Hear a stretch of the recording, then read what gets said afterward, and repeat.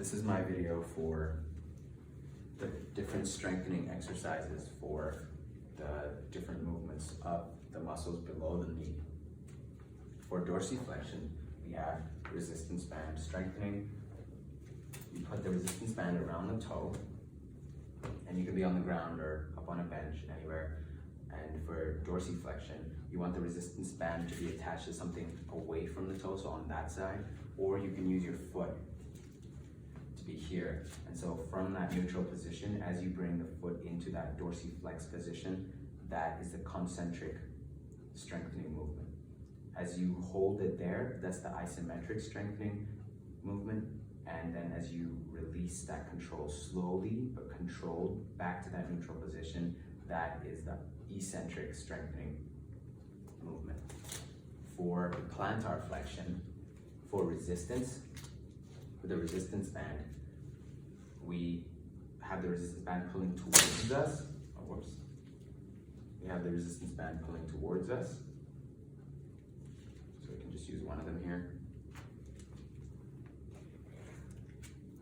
And from that dorsiflex position or neutral position, as I push the band away from me, so push down, that is the concentric movement for plantar flexors in your foot, in your leg.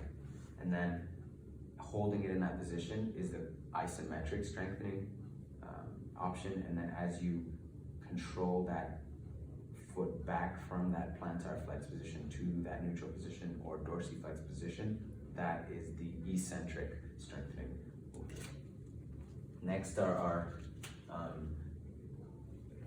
with gravity and without gravity. So in this case, gravity with the resistance bands, gravity was not a factor. It was just using resistance bands. Now, if we want to use gravity,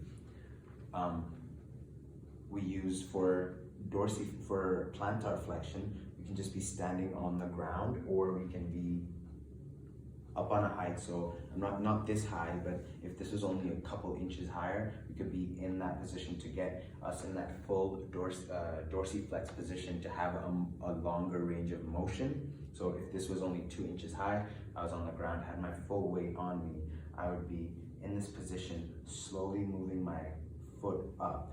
And that's the concentric strengthening option. And then holding it in that position on my tippy toes. So if I were on the ground, holding it on my tippy toes would be the isometric strengthening.